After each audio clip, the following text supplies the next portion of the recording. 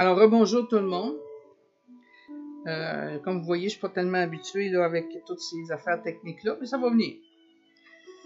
Alors aujourd'hui, j'aimerais commencer cette petite méditation qui va se faire sur le sujet du Shabbat des êtres humains, du Shabbat de la Terre. On va commencer, si vous voulez, par la louange.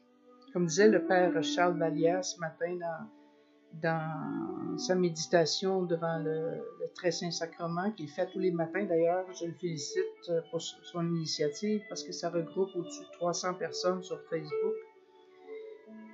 Et c'est très ressourçant, en passant.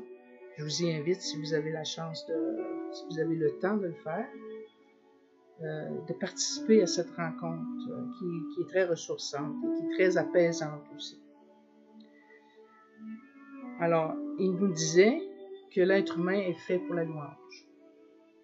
Et toute la Bible nous parle de ça.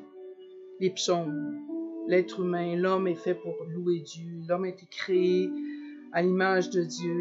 Il a été créé pour louer Dieu. Et dans la mesure où nous sommes dans cette mission-là de louange, nous sommes dans la paix de Dieu et dans sa volonté. Alors, si, à travers l'épreuve que nous vivons en ce moment, nous nous apercevons que nous quittons cette attitude de louange, il faut vite y revenir, parce que c'est ça qui va nous accorder la paix, c'est ça qui va nous garder dans la paix. Alors, la liturgie de ce jour, dans le cantique de Daniel, nous offre un moment de louange. Alors, je vous rappelle que c'est tout simplement les 3 jeunes gens qui avaient été mis dans la fournaise parce qu'ils avaient adoré Dieu en public, allant contre la consigne de Nabuchodonosor. Et ces 3 jeunes gens ont tenu le coup dans la fournaise de feu en louant Dieu. Parce qu'ils étaient vraiment dans leur mission de créature, leur mission de louange. Et Dieu les a enveloppés de son amour, les a préservés. Pour nous aussi, lorsque nous demeurons dans la louange, Dieu nous enveloppe de son amour. Ça ne veut pas dire qu'il n'y a pas d'épreuves qui vont arriver ou qu'il n'y a pas de souffrance dans la vie. Ça ne veut pas dire, c'est pas ça que c'est pas une affaire magique, là. Mais à travers ce qu'on a à vivre d'épreuves et de souffrances, Dieu est présent. Et cette souffrance-là, elle est atténuée dans le sens que nous la vivons avec Dieu. Nous la vivons dans le cœur de Dieu. Donc, il est présent avec nous pour nous pacifier, pour nous soutenir, pour nous encourager, pour nous aider à passer au travers. Passer, c'est Pâques. Alors, on ne reste pas dans la souffrance. On passe au travers pour arriver vers une autre rive, comme le peuple d'Israël a passé à travers la mer Rouge. Est arrivé vers une autre rive, celle de la liberté, alors qu'ils étaient esclaves dans la rive antérieure, la rive précédente. Alors prenons ce temps de louange, si vous le voulez bien, avec ce cantique des 3 enfants dans la fournaise.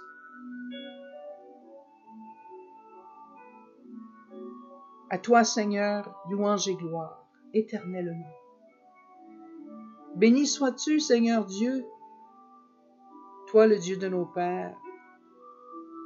Béni soit ton nom très saint, ton nom de gloire. À toi, louange et gloire, éternellement. Béni sois-tu dans ton saint temple de gloire. Béni sois-tu sur le trône de ton règne. À toi, louange et gloire, éternellement. Béni sois-tu,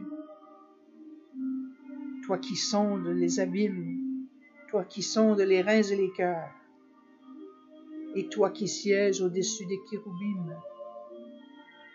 À toi, louange et gloire, éternellement. Béni sois-tu au firmament dans le ciel. Béni sois-tu dans le firmament de notre cœur. À toi, louange et gloire, éternellement. Alléluia, alléluia, alléluia. Alléluia veut dire louange à toi, Seigneur. Que nous soyons aujourd'hui des alléluia vivants pour la gloire du Seigneur. Amen.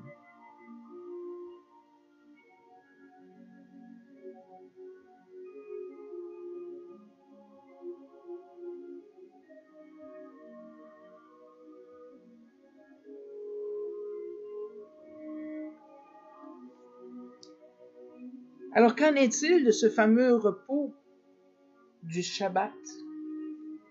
En français, on dit sabbat. En hébreu, on dit Shabbat. Ça vient de quoi, ça, ce mot-là? Bien, dans la culture hébraïque, les racines de ce mot-là veulent dire repos, arrêt, césure, coupure. C'est un moment où tout s'arrête et on en fait une discipline personnelle à chaque semaine de s'arrêter collectivement la même journée. Pour les Juifs, c'est le samedi, notre samedi à nous. De s'arrêter pour remercier Dieu, pour le louer, mais en même temps pour que toutes nos activités physiques, notre être physique soit au repos, alors que notre être spirituel est plus en adoration face à Dieu.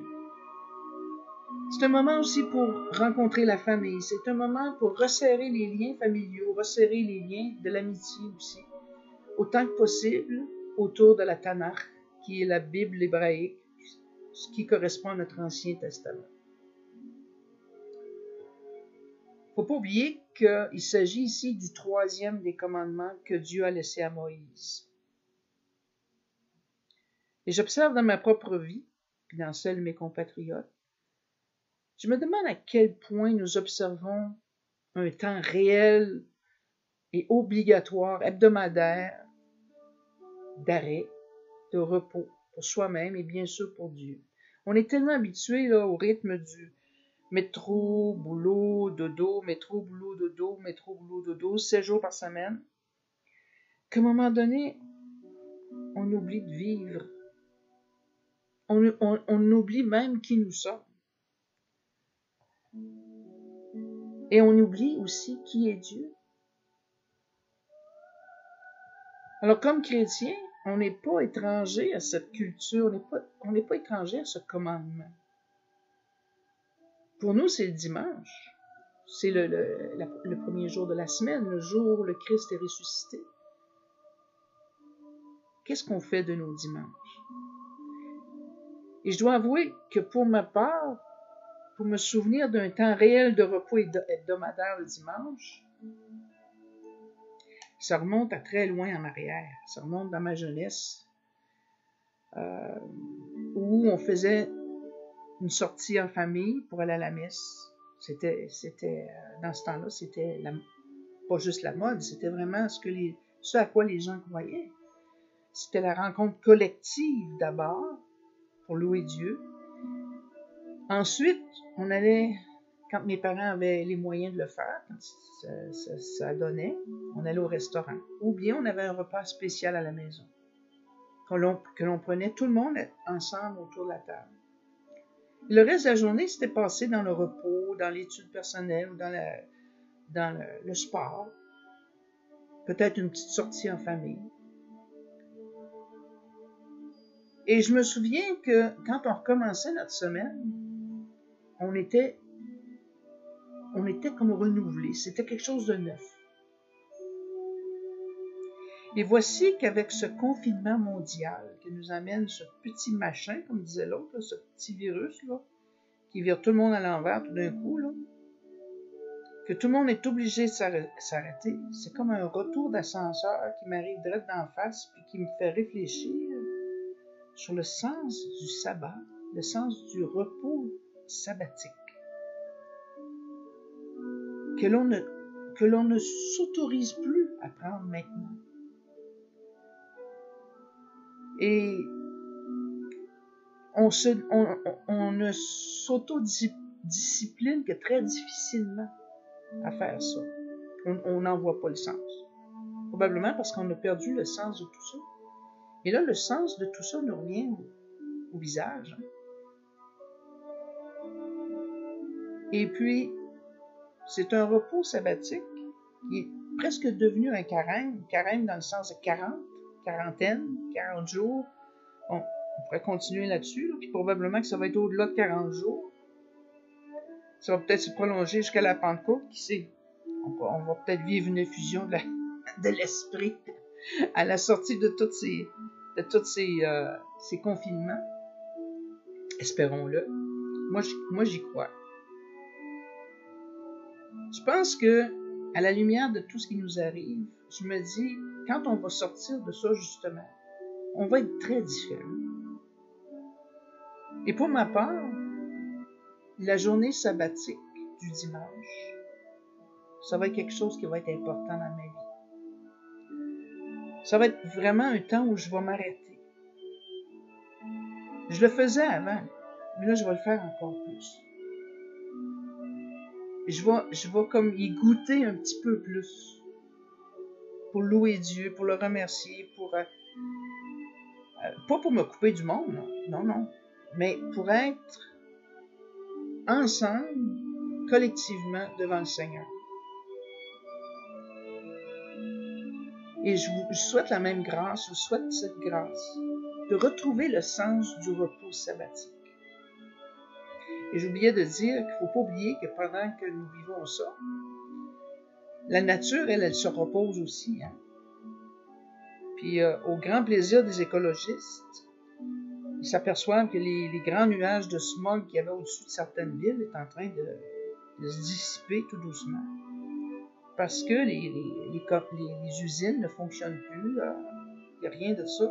Alors, c'est peut-être une petite chance qu'on a, là, que la nature puisse se restaurer pendant que nous faisons notre repos obligatoire.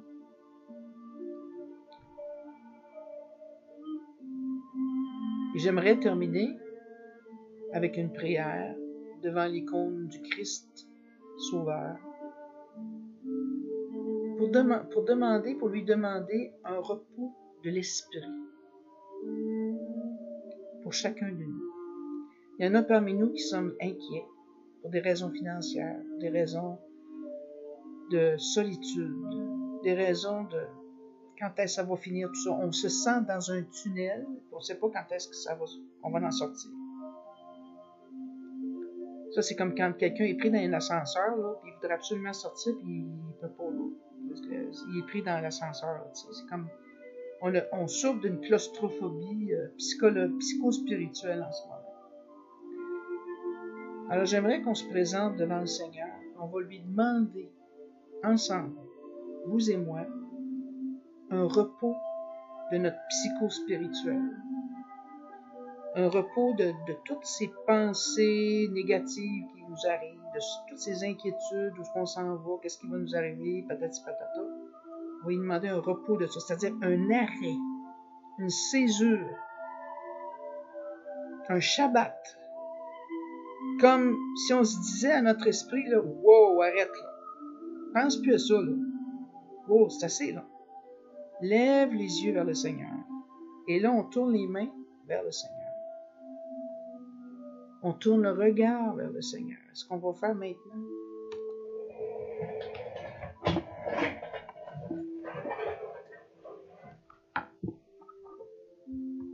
Oui, Seigneur, nous nous tournons vers toi en ce moment. En ce moment, nous sommes dans la fournaise de feu avec les 3 jeunes du livre de Daniel. En ce moment où cette fournaise de feu nous empêche de vivre normalement, de faire nos sorties normalement, d'aller au travail, de faire nos commissions, de rencontrer des amis. Oui, Seigneur Jésus, dans ce feu que nous vivons de l'épreuve, nous te demandons un grand repos de l'esprit. Nous te demandons un grand repos de toute inquiétude, de tout ce qui nous trotte dans la tête. Nous te demandons un grand arrêt, une grande césure de tout ce qui nous tire vers le bas au lieu de nous élever vers le haut. Oui, Seigneur, tu dis dans ta parole, à quoi sert tout cet argent? À quoi sert? L'homme ne vit pas seulement de pain, mais il vit de toute parole qui sort de la bouche de Dieu. Pourquoi vous préoccuper du lendemain? Travaillez pour le royaume et le reste vous sera donné en surcroît. Tu nous dis aussi, venez à moi, vous qui ployez sous le fardeau, et moi je vous donnerai le repos. Prenez mon joug, car il est doux, et moi je suis doux et humble de cœur.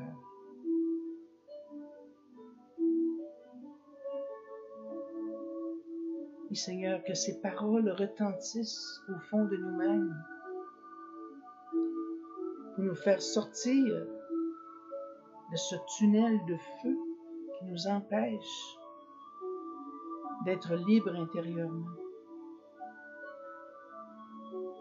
Et qu'au sortir de notre épreuve, Seigneur, nous soyons transformés, nous soyons revivifiés par toi, nous soyons régénérés dans notre foi, dans notre espérance et dans notre amour. Oui, il n'y a que toi, Jésus, qui peut nous accorder par ton esprit ce repos du psychologique, du physique, ce repos de tous ces questionnements qui montent en nous et qui nous angoissent au lieu de nous apaiser. Prenons quelques instants de silence pour regarder Jésus, lui qui dit, qui regarde vers lui resplendira, sans ombre ni trouble au visage. Merci Seigneur pour ton Shabbat. Merci Seigneur pour le repos de nos esprits en ton esprit. Amen.